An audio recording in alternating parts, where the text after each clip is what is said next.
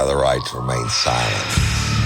Anything you say can and will be used against you in a court of law. You have a right to an attorney prior to or during any question.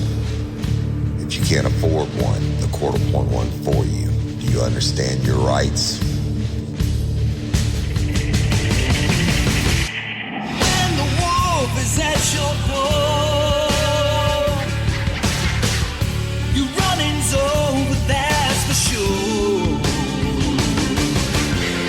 He already knows all about you. Cut you down, no matter by you. Now you better walk the line. Real life,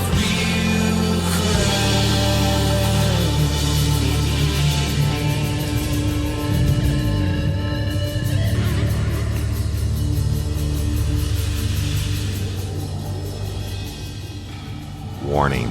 This episode of Real Life, Real Crime, the podcast, may contain descriptions of acts of violence or that of a sexual nature and should be for people that are 18 years or older.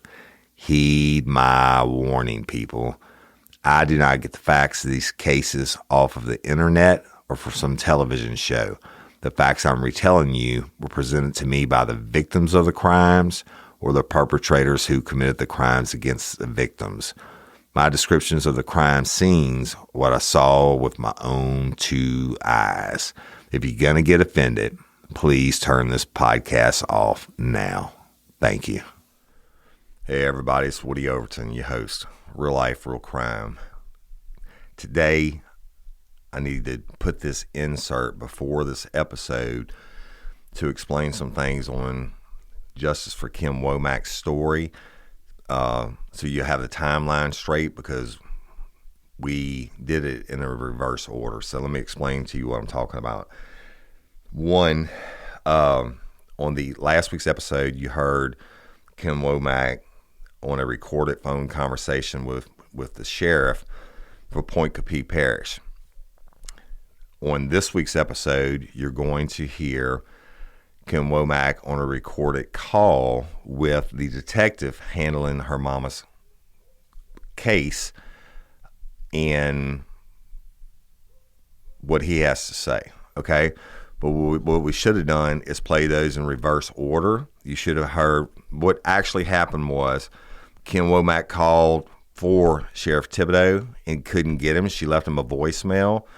So then she called the detective handling the case, and she got him on the phone, and that's the case, the recording that you're going to hear today and his explanation about everything. So what happened in real time was, while she was on that call with the detective, the sheriff tried to call her back, but she didn't take it. And once she got off the phone with the detective, she called the cold case squad, and she had been told by the detective that basically the cold case squad is calling it an accident and that her mama fell but due to medical conditions and all this stuff and her caused all these injuries. Just listen to the phone call today. So once she heard that, now you'll notice that Kim's very nice the whole time while she's on the phone with the detective. And once she heard that, it blew her mind. And she gets off the phone, she called the cold case squad, and they said without a shadow of a doubt that they never said they were calling the case an accident, okay? And then, as a matter of fact, she has the email proof to back that up, okay, that the cold case squad is not calling it an accident. So then she gets off, and she made the phone call, which you heard last week with Sheriff Thibodeau, and he says that the cold case squads told him it was an accident and all that. So that's how it plays out. You're going to hear a little bit of a mess up in the beginning of the story where I say, boom, Jim. And I thought there was another call to the sheriff, and there's not. I got that out of order. I took it out of context. But you have to remember, when we were recording all these, we were 6-7 hours sitting there. And so, but the correct order of the phone calls is she called this detective first that you're going to hear today, totally in shock, even though she killed him with kindness. Then she calls a cold case squad, and they are like, no way, no way we said it was an accident. Then she returns the sheriff's phone call, and he says that 2 different people from the cold case squad have told him it was an accident. And again, she has proof that the cold case squad did not call it an accident. I'm going to release that next week. I'm also going to release some other proof next week. I'm going to do something that I've never done before when it comes to the evidence that I'm going to release in this case. All right, but it has to be released on Real Life, Real Crime Community app, because the stuff I'm going to release, Facebook would shut us down in a heartbeat.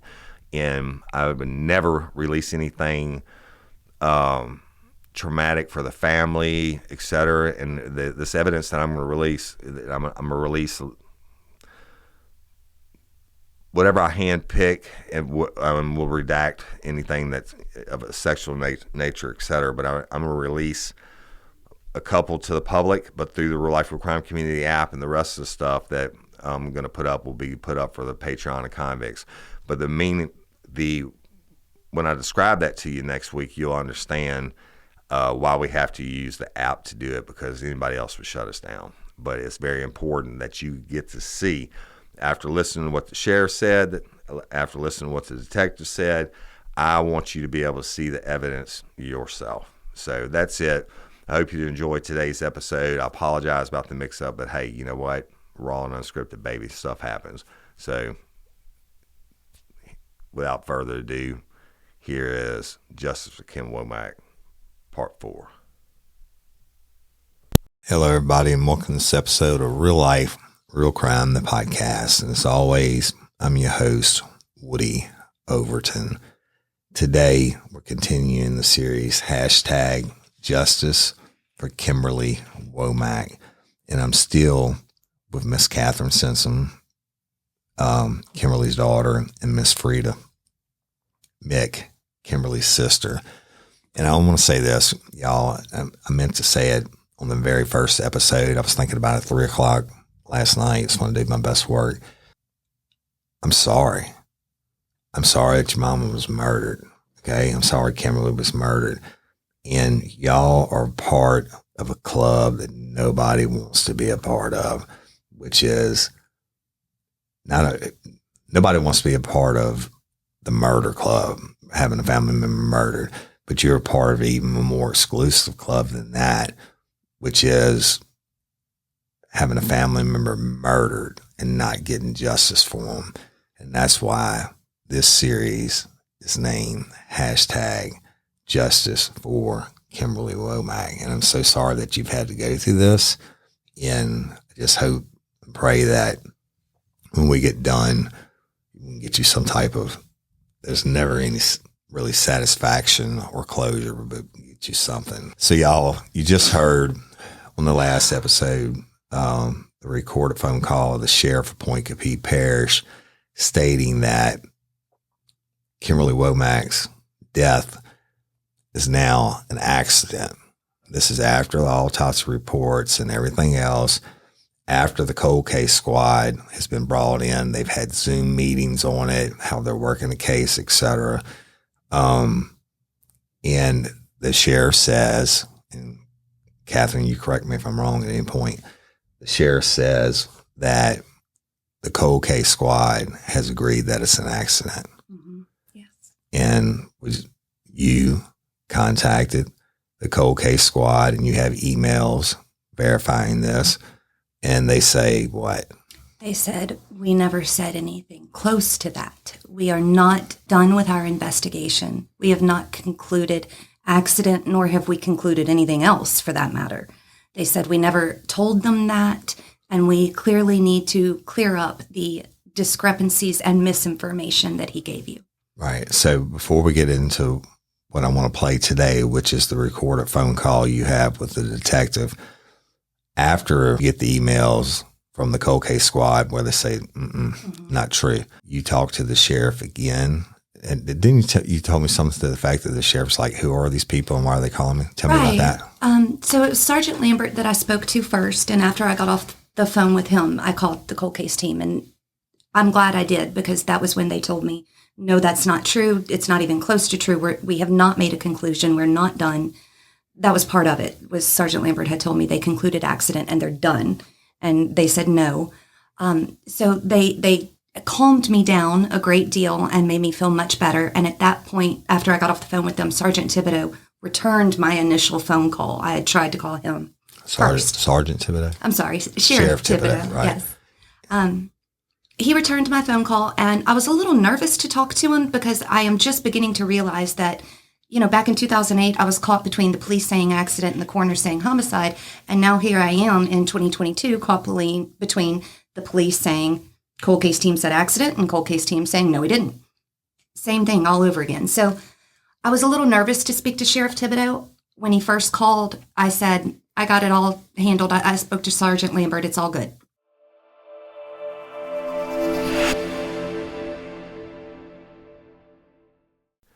Hey, y'all, you've been hearing me tell you about Athena Club razors forever, right? And that's because I believe in the product, because my wife believes in it.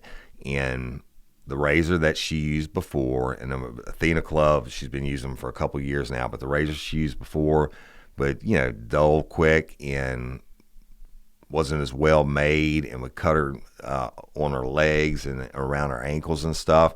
And then we got Athena Club. An Athena Club razor is designed with built-in skin guards to help prevent razor burn while being gentle on curves.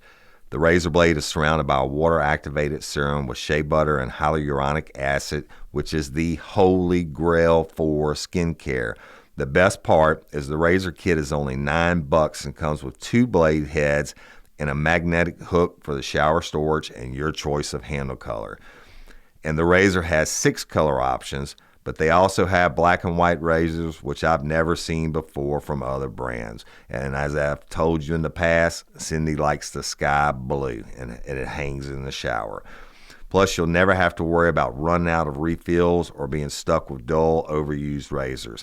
You can choose how often replacement blades are sent to you with free shipping. That means fresh, ready-to-use razors always arrive right when you need them.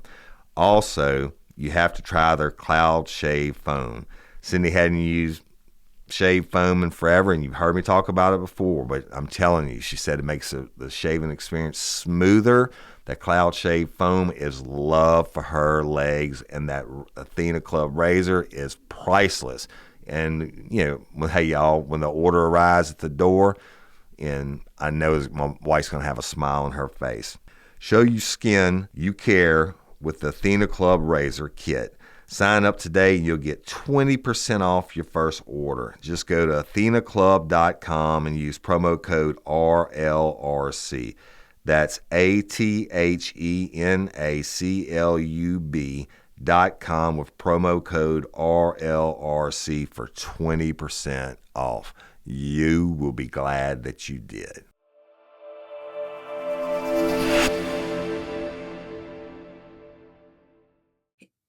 I knew he had joined my Facebook group. I knew he had seen the posts that I've made about the case. And your Facebook group, because you mentioned it several times, but tell the listeners what it is. It's called Reality in the 18th JDC. Myself and the other families who have lost loved ones to homicides that are unsolved. So back to that exclusive club that nobody wants to be a member of, right? Exactly. And so I knew he had joined that group. I'm the admin. So I told him, Sergeant Lambert handled everything. Thank you. We're good. But he still wanted to talk. And he asked me if I had said anything bad about him in his department on Facebook. And I tried to refer him to an interview I did with Robert Burns, where I was very excited they had accepted the help of the cold case team. And I said, I can't wait to see what he does. And Sheriff Thibodeau is going to get this done and let's everybody watch. Yay. He said, no, did you write anything that may have been bad? And I said, yes, probably. And he said, okay, fine. I just want you to know I'm not against you. And I didn't really want to get into it with him because it was too fresh. I was too confused. I had just heard from the cold case team who was contradicting them. And when Sheriff Thibodeau got on the phone with me, he said, do you know these guys that have been calling me and saying they're investigating? And at first I said no because he was acting as though they were strangers. And I said, no, I don't know who you're talking about. That's not anyone I sent. And he's already had Zoom calls with them. Yes. Right. And just in December. Right. Right. All right. Yeah. So just recently. So it was confusing that he was acting like he didn't really know who they were. And I finally said, okay, yeah, the cold case team, of course. Yes, I know them. And he said that they had contacted him and told him they concluded accident, which they deny. And he wanted to know why they were calling him. Why were they involving him? When the whole agreement was that the cold case team have the cooperation and help of the sheriff's department. I was just so confused in that phone call. I wasn't ready to talk to him. So it was a shorter phone call where I didn't really say very much. Yeah. I just listened, which is probably and better anyway. You recorded that one. I did. Also. And I think about how many minutes do you 14. think it is? So everybody, we're going to play the second phone call. Sheriff Thibodeau from Pointe Coupee Parish. So now you just heard the second phone call where he's saying, who are these people, et cetera. Now this is after they've held Zoom calls and he's agreed to let them help in the investigation, et cetera. After the other phone call that you all heard where he said this is an accident and everything else. So let's go back. I'm not trying to rush things, but I want to get to this detective's phone call that you recorded. To give me a preface on that, and then we'll play it for the listeners. Sure. So I called Sergeant Lambert clueless. I only called him because I wanted an update. I wanted to find out where the case was. I know that the cold case team works slowly and I don't want to bother them. So I just went ahead and called Sergeant Lambert and asked, where do we stand? And that's when he told me that the cold case team, he knew who they were. I tell you what, this is the phone call you recorded, right? Mm-hmm. Let's just let the listeners hear it. Sure. From in y'all's own words. Okay. Okay. And y'all, under Louisiana law, is one person, as long as one person that's a party of the conversation agrees to being recorded, then it's legal. So what we're going to do now is play the phone call with Catherine and Sergeant Lambert with the Pointe Coupee Sheriff's Office. Right.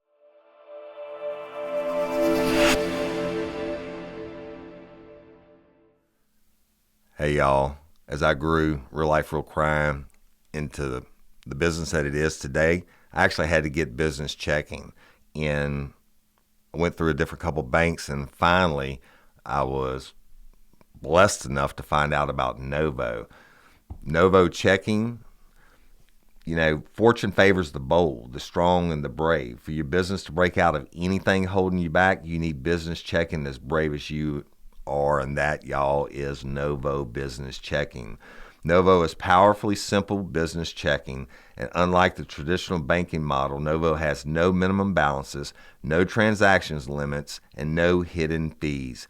Instead of the one-size-fits-all approach, Novo is customized to your business to save you time and free up cash flow. With seamless integrations to Stripe, Shopify, QuickBooks, online, and more. Sign up for Novo for free and join the community of over 150,000 fearless small businesses who have the customizable business checking solution that admires their brave. You can submit your application in under 10 minutes. There's easy transfers with free ACH transfers, mail checks, and incoming wires, and no hidden fees mean you'll never be surprised by a fee again. With so many seamless integrations, fans call Novo the Swiss Army knife of business checking. When you get your business checking card, if you go to an ATM, Novo doesn't even charge you any ATM fees. And even if you get an ATM fee charged by someone else, they refund you the money. So sign up for free business checking account right now at novo.co/RLRC. Plus, Real Life, Real Crime listeners get access to over $5,000 in perks and discounts. Go to novo.co/RLRC to sign up for free. Novo Platform Inc. is a fintech, not a bank. Banking service provided by Middlesex Federal Savings, FA member FDIC. Terms and conditions apply.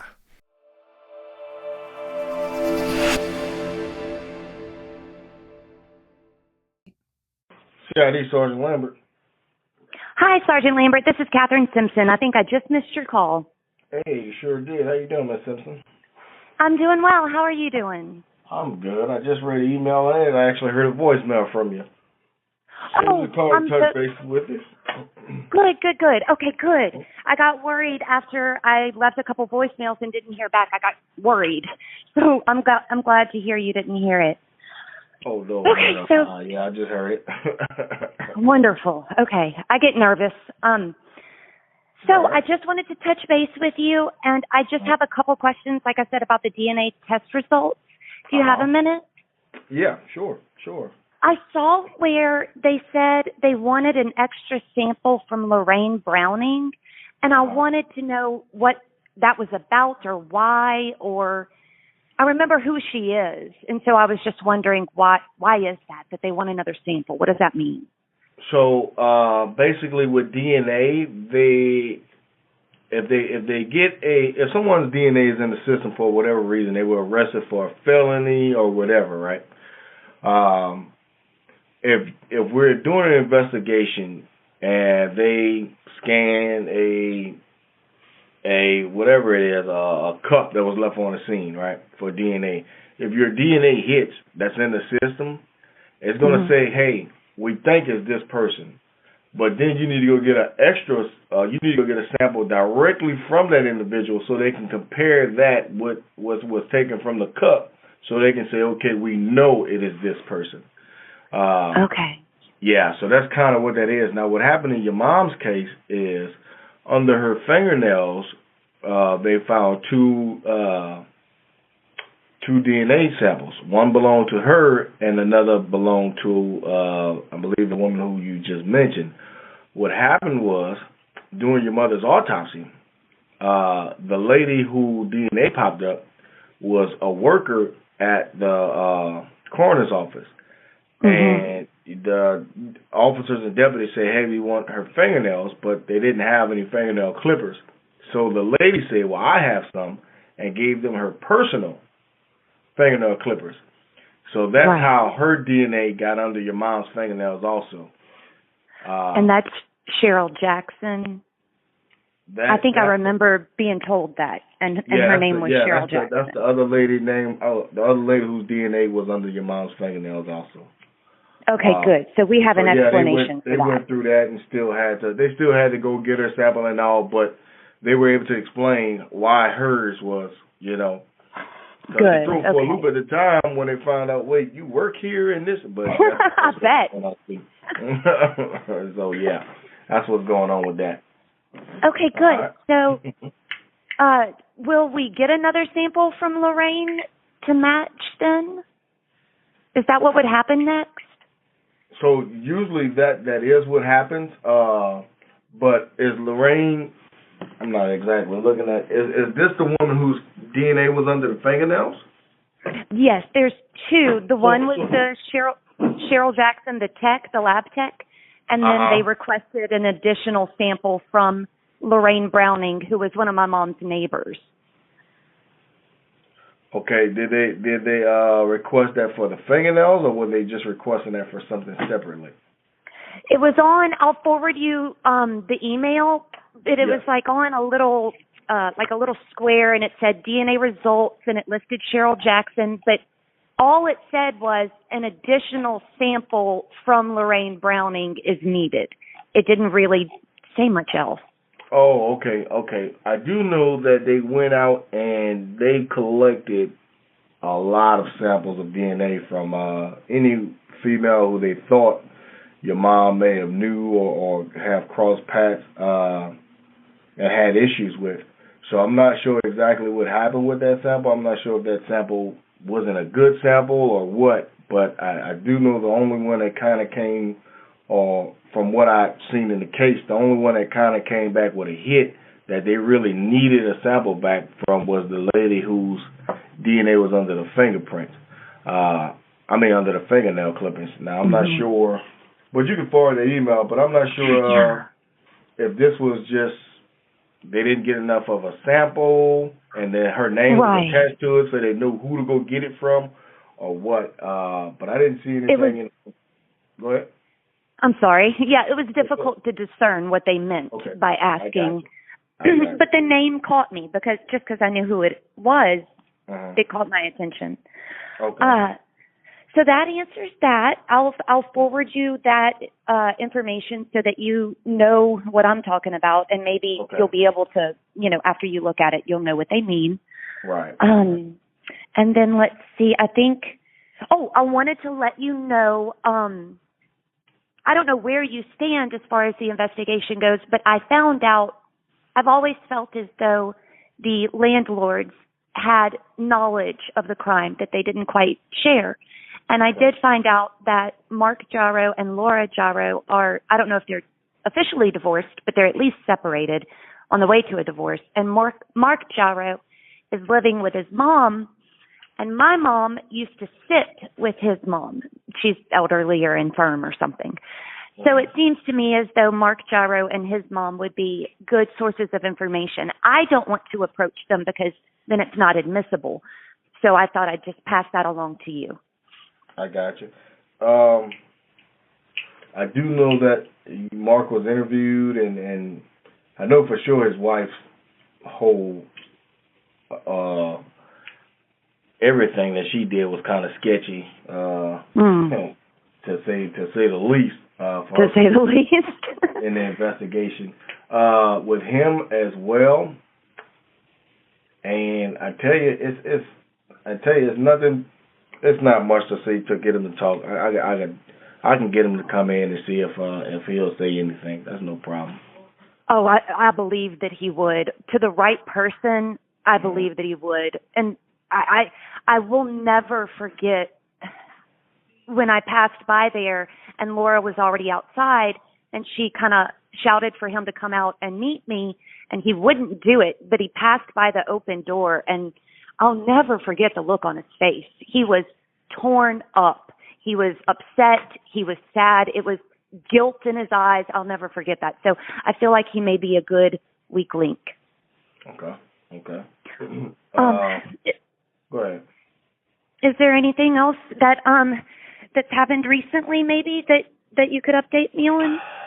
So honestly, with your mom's investigation, I kind of set it to the side for my investigative and kind of let the wheels spin for the team that you had got to come aboard. Yes. And kind of get them to kind of, figure out what they can figure out, and then I know how to approach and where to best put my time at, Okay. So, I'll have to tell them. They told me that they offered to have the forensic evidence tested at the FBI lab and that you guys turned it down and that they haven't been able to reach you since.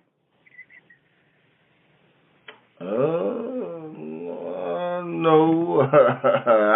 I do know that they offered to have everything tested, but like I told them, it was all at my crime lab at the state police, and it still hasn't been returned. I do know state police is going through that entire case over again, right? Which is a lot of DNA, and that's going to take a long time. If I send something for DNA now, you're talking about a 6-month turnaround. I was about to say a year, so yeah. Case, right? Everything that was sent, they're going through it. I got a pretty good, rapport with the ladies who work over there. So when I went to them about the case and stuff, I brought some things to test, and they were like, "Look, it's the 2008. We got equipment way better, that'll pick up on stuff way smaller samples. So we'll just redo everything." So I said, "Okay, cool." Now, in talking with the cold case individuals, they went to asking questions about the type of machines, and obviously I don't know the name of it. I don't. All I know is they say it's the latest and stuff like that.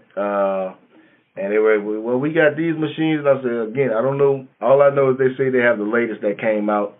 And I do know State Police Crime Lab is good. I'm not saying they got the resources the FBI got, but they said the latest. So. But it's when they have it, it's not could I go and say, hey, let me get all that back. I'm gonna turn that over to these people and let them test it. Could I? Possibly so. But I mean, we work with these individuals, and they have made some big breaks for us before. So I wanted to give them the opportunity to do that. So Okay, good. I'll nudge them through email.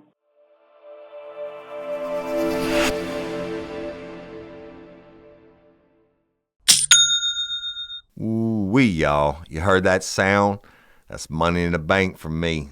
Real life, real crime is a business. And I use Shopify to help my business run smooth as butter, okay?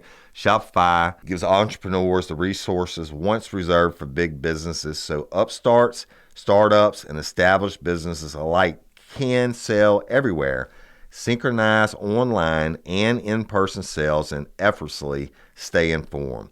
Scaling your business is a journey of endless possibility. Again, in the beginning, we were just selling T-shirts, and we had problems with the shipping. Somebody may not like it, the returns, and keeping up with on the different platforms. And then look, Shopify solves all that, y'all. And it just handles all these problems for you. But guess what? I'm not stopping there, because success is a million milestones on a forever evolving path. I love how Shopify has the tools and resources that make it easy for any business to succeed from down the street to around the globe. Like mine, Shopify powers millions of businesses from the first sale to full scale. Reach customers online and across social networks with an ever-growing suite of channel integrations and apps, including Facebook, Instagram, TikTok, Pinterest, and more. Synchronize your online and in-person sales. Gain insights as you grow with detailed reporting of conversion rates, profit margins, and beyond. More than a store, Shopify grows with you. This is a possibility powered by Shopify. Y'all, if you got your own business, you got to give these people a chance. It takes all the bad stuff off your plate and makes it easier. That way you can spend more time in doing what it is that you do to make money. So go to shopify.com/RLRC, all lowercase, for a free 14-day trial and get full access to Shopify's entire suite of features. Grow your business with Shopify today. Go to shopify.com/RLRC right now.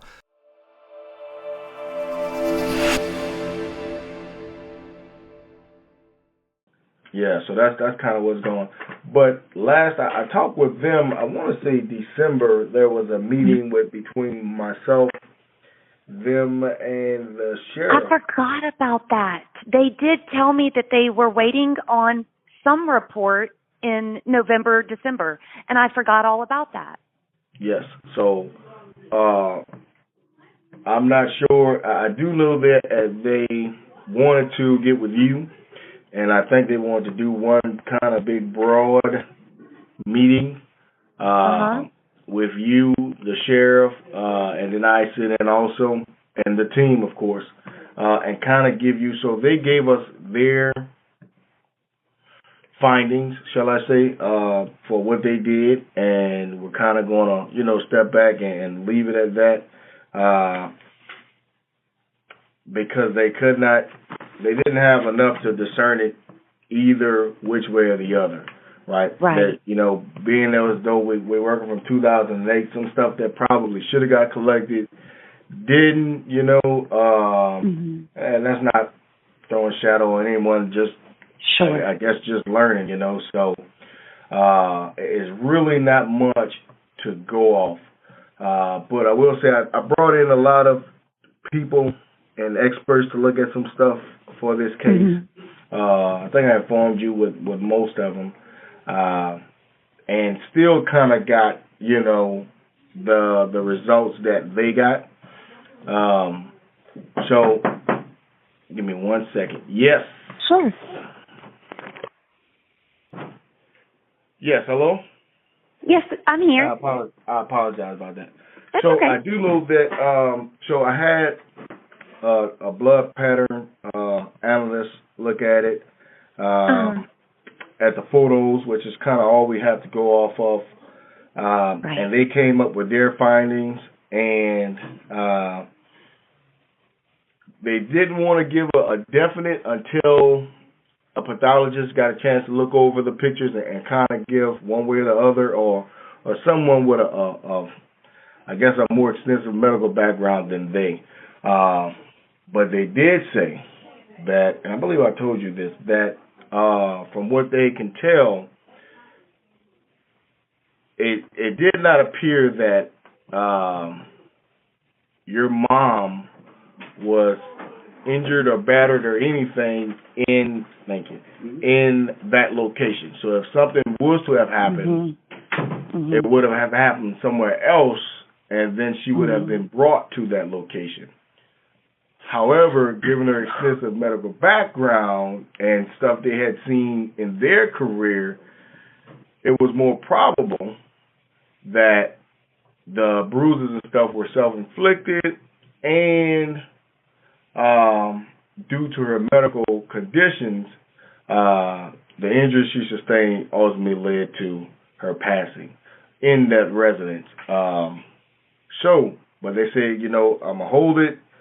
Let's see what comes up. If they think these are self-inflicted, if they think these are, inflicted by someone else, and when you say self-inflicted, you mean accidentally, right? Like, correct. Okay. Yes. I just want to make so like in a fall. Yes, in fall and staggering. And the way she was explaining it was because of your mom's blood condition. If she's losing blood throughout the house, throughout the day or whatever, and she starts to stagger and stuff like that, and then it's causing her to fall and then hit her head and get the bruises, and she had fractured ribs and stuff like that. Well, all those can be consistent with, someone with her condition falling also inside of the residence. And then there was the issue with the bruising inside of your mom's head and the injury sustained to her brain that was brought out during the autopsy. Well, the blood pattern specialist, Zanin is her name, told me of a case up in New York where she worked, where an individual received an injury, a brain injury, via a blow to the head with the back of an axe. And she told me that after that individual was struck with the axe, their brain kind of went to autopilot mode. And essentially, they were already deceased at that point in time, but their body was still functioning. That individual went outside, got their newspaper, waved at the neighbor across the street, went inside, closed the door, dropped dead. All after the blow because his brain went into autopilot mode. So she kind of was looking at the pictures and said, I'm not sure if she could have hit her head, sustained that type of injury, went to the ice box to get the ice cream, because you see the ice cream, you see the chocolate syrup that's been moved, but it hasn't been taken from the kitchen. She said, it's a possibility she's going through this and her brain is just going through the ice cream. The motions are going to get the ice cream and all this stuff. And she said that's just one of the possibilities. It could have been something else, but that's a case that they had up there, and it could have been something down here with the traumatic blow that she took to the head. Nevertheless, that it was more probable that those injuries were self-sustained, and if they weren't, in a case they weren't, whatever happened didn't happen in the house. So my question, I was looking at the pictures recently, and I looked at her. I saw the injury on her forehead, and I saw the injury that actually killed her on the back of her head, and then another blow to the left of her head. So I'm curious how she got such significant blows to the head 3 times on her own, plus the broken ribs and her ripped up elbows and her ripped up knees and all that. Right. So I mean, that's a lot that's throwing yourself around, Right. I do remember seeing the blow to the front of the head. I do not recall seeing anything with images of any blows to the back. Now, I recall the autopsy photos that showed some of the injuries on the inside, but I don't recall seeing anything on the outside, the external. Right. So the forehead injury is visible externally, but the two to the back of her head were not visible externally. I see that on the autopsy. I got you. Okay, I got you. So that's some of the stuff that she was explaining, again with the medical terms. Because of the blow to the front, the brain hit so hard in the back, and different things like that, and to the side, which caused the size of her. But she did say more than likely the blow to the forehead would have been more of a fatal blow, or what could have caused her death ultimately. The issue is there's not enough in the pictures to say whether that she did that to herself, stumbling over stuff, dazed from losing blood, but there's nothing in that house that leads them to believe that she's being struck with anything. There's no cast off from blood. You got what I'm saying? There's I do. No, yeah. So there's that's no what cast. saying. There's if very there little was something blood. that happened, the scene doesn't show it because there's no cast off of blood, right, or nothing showing that she was being struck in that residence. But they do have blood that shows that she was traversing through. So they're saying if she was walking through this residence, bleeding, free bleeding as they called it, because it's just dripping. Well, obviously we know she's here at home, but we don't see any signs of her being struck, right? So that's why it's more probable that she was home and sustained the injuries. But in the event that, because it's still possible that something could have happened to her prior as she was brought to that location. So in the event, then we don't know if the blood that's on the ground been down there, and stuff like that. Because of the condition of the residence, you don't know, you can't say how long the blood was there. So, but I can that was picture her that report. now. Yeah. I can picture that because there was, clearly a disturbance in the kitchen. I can picture her being taken from the kitchen and then deposited back through that back door. And I do understand better now how close the two theories, why it used to seem to me as though there was a great deal of distance between those two theories, but I understand better now how, it's one or the other. Right. Good. Okay. Thank you. No problem. But then I sat in with the blood pattern specialist from the team, and she looked over it.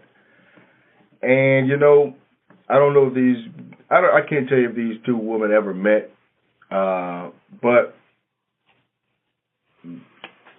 she had her findings off looking at the pictures, and they were the same as Xanon. And she basically said the same thing, with given with the medical conditions, what the scene is showing, there was not a conflict that occurred in this residence. And it is more probable that her injuries were due to her medical condition. She lost blood, she was walking around dazed, and just was falling over stuff, laid down thinking she just had a headache after she hit her head, and ultimately passed away. But in November or December, whenever we had the meeting with the team, with myself and the sheriff, they kind of gave us their final disposition, shall I say, and was letting us know that, they were going to back away from it. And that if anything came up to where we thought we had something that showed differently, just reach back out. But from what they can see, from everything, every angle they worked, everything they got in, it is more probable, their findings are, it was more probable that those injuries were self-sustained while she was traversing through the residence. At some point in time, she received that injury or that blow to the head and passed away in the residence. They did state, is it a possibility that something happened to her? Their words, of course, anything is possible. But it didn't happen in that residence. And again, it is more probable that she was not, killed. It was more of an unfortunate, situation where she wound up, because of her medical condition, injuring herself to the point where one of the blows were fatal. Okay. And when you say her medical condition, you mean the fact that she had thin blood, that Correct. she was, and the okay. bleeding and, the free bleeding and stuff like that. Taking all that into consideration, her medical condition. Okay. That's what I'm talking about. And then, all right. So did she, something the lady in New York brought up was that with your mom's condition and all the medication she was taking, alcohol was kind of something that she was not supposed to be partaking in. But she can tell from, I guess, some of the photographs that your mom still partook. I think there was some daiquiri cups or something like that. And she said she don't know if she could have drinking something and it kind of. Well, there was no alcohol in the toxicology, right? Just just the Celexa and the Darvocet. I'll have to look at it again. To see. But she was kind of talking about, how the alcohol with all those type of medicines and stuff, and how that kind of wasn't good and may have contributed to a decline of her health at another, point in time or something like that. And then it came up with how much was she on a medication, which is something we couldn't tell because we don't have the pill bottles to see if she was, taking all her medicine like she was supposed to and stuff. So. Yeah, the toxicology report? Mm-hmm. Okay, yeah. I thought I remembered that. It did show her Celexa, the Darvocet, and a caffeine pill. Right. So it was showing in her system, right? Right. Yeah, but yes. Yeah, the question was she taking it consistently like she was supposed to? And that's something she brought up. We don't know because they didn't photograph how many pills were in the pill bottle, when the date was that it was, filled and stuff like that. So she did know what was in, from the toxicology and all that. But those were just things that she was pointing out from that things that could have helped, make a better decision if we'd have known if had she taken all her medication to this point in time and different things like that. That was just some of the few things she pointed out. She pointed out some other stuff that kind of would have hurted a case had we arrested somebody. Some things that kind of would have hurted our case also. Some things I guess they were still trying to learn back in 2008 that she said be glad she was helping us because if somebody had hired her to go against us, we probably would have lost the case. So. Yeah, don't want that. Well, I've got the other aspects covered. Hopefully, if someone did hurt my mom, I'm getting a lot of outreach. I'm going on Woody Overton's podcast in a couple of weeks. And hopefully if anybody knows anything, that will get the word out and get them to come forward, and that'll just cover all bases. Yeah, right. Definitely. We it's only so much we can do, this many years later without a lot of real physical, we don't have the scene, we don't have the mattress, which is one of the things the lady called out because they were literally just standing on the mat, which it was the coroner's office, but they were standing on the mattress with their bare shoes, just like walk from outside and go stand on the mattress. Great. She was like, oh my God, I don't know who did this, but man, you all would have a day in court because that's a key piece of evidence, and these people are just sitting on it, standing on it, so yeah. I remember that it was pretty bad. She kind of tore up in the sheriff's office a little while. Those practices back then. then she went on to give me, her findings. But so it matched the young lady with the team's findings also, and that was yes. I need to call them. Yeah, that was the kind of the ordeal with it too. So that's kind of where and again, Mark Gyro, man, especially if he's local, I could definitely call him in and see if I can ruffle some feathers or at least shake the rug, see what's up underneath it. That would be amazing. It's because I know they know something. Mm-hmm. And at least do something. Hey, like you said, if he knows something, this could be, this many years later, he'll probably be willing to say something. But I just wanted to let you know it's pretty much a throwing darts in the dark. Right. Right. Because I really don't have much to kind of really hit go on. But yeah, it's nothing to sit and talk with him and see what if he'll change his statement. Thank you. That'd be fantastic. Okay, so what I'll do from here is send you the DNA result things that I was talking about. I'm going to call the cold case team, and I think that's everything. Okay. Well, thank you so much, Sergeant Lambert. It feels really good to be in touch with you and know what's going on. I appreciate it. No problem. No Oh, problem at all. and I think Sheriff Thibodeau just tried to call me back while I've been on the phone with you. Okay. So you might want to let him know we talked. All right. I'll let him know. Okay. Thank you so much. No problem. You have a good day. You too. Right, Bye-bye. Bye-bye.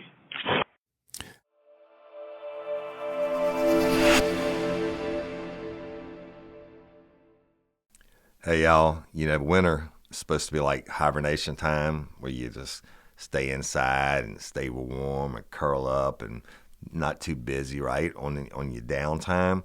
But now winter's turning into spring. And you know what? I won't deny. I'm still staying in more than usual. But that doesn't mean I'm not busy or that I won't spend all my time in the kitchen because I love to cook. Y'all seen my videos and everything else. Luckily, I don't have to meal plan or prep, and I can still eat good now that I leave my meals to Factor.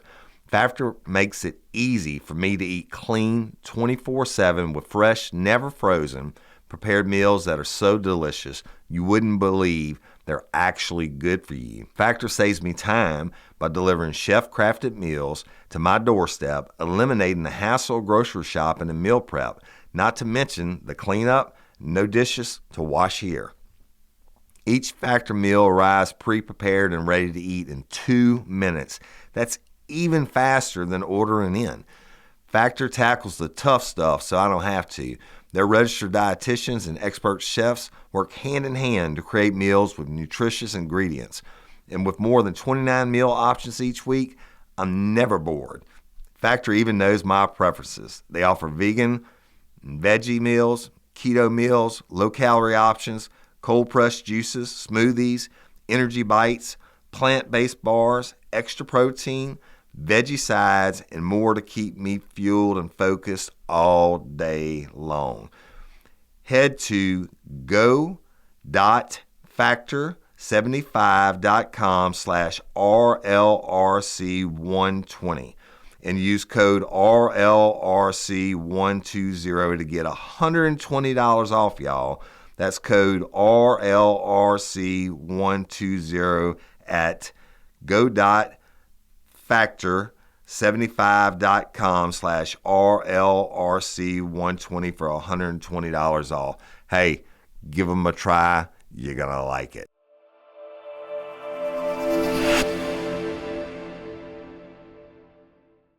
All right, y'all. You just heard it. Not made up. No, nothing can be misconstrued or taken out of context. There it is. You heard the audio. And I'm going to conclude this episode of hashtag Justice for Kimberly Womack. And y'all, I know this is a long series, but it's so important. And I need you to share it with everybody. Your mama, your daddy, your plumber, your dog trainer, whoever. because this story needs to be heard. It needs to be heard. And I'm Woody Overton, your host of Real Life, Real Crime, the podcast. Now, Real Life, Real Crime announcements. I want to thank you convicts and patrons again for making me be financially able to do this through your subscriptions. And it means the world to us, okay? If you want to be a patron or a convict, you can go to our Facebook Patreon page. It's the same thing, y'all. It's just subscribers in different spots. We started the Real Life, Real Crime Community app, which you can go download for free years after we started Patreon.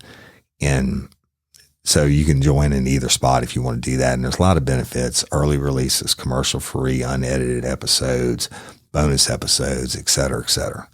So check it out. Hey, lifers, if you can't be a patron or a convict, I totally get it. I love you. I appreciate you. Please share this story.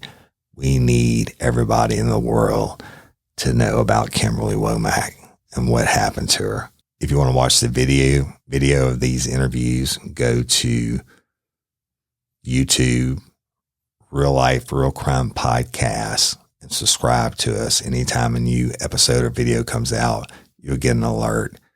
Follow me on Instagram at Real Life, Real Crime. And I'm sure I'm forgetting some, I always do. But just thanks again. In LOPA, Louisiana Organ Procurement Agency. Be a hero. Give the gift of life. Site, whatever. Go to lopa.org. Sign up to be an organ donor. The chances of them ever using your organs are very, very, very slim. But I can tell you case after case where people are still alive today or have lived for more years because of people signed up to be an organ donor. All right. And if you're a lifer from Belgium. What did Belgium last time? You're a lifer. Canada. Where? France. Canada. All right.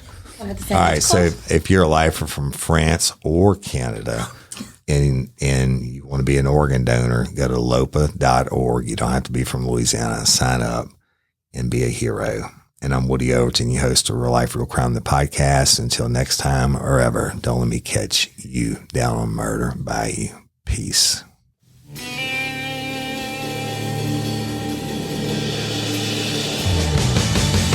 You have the right to remain silent. Anything you say can and will be used against you in a court of law.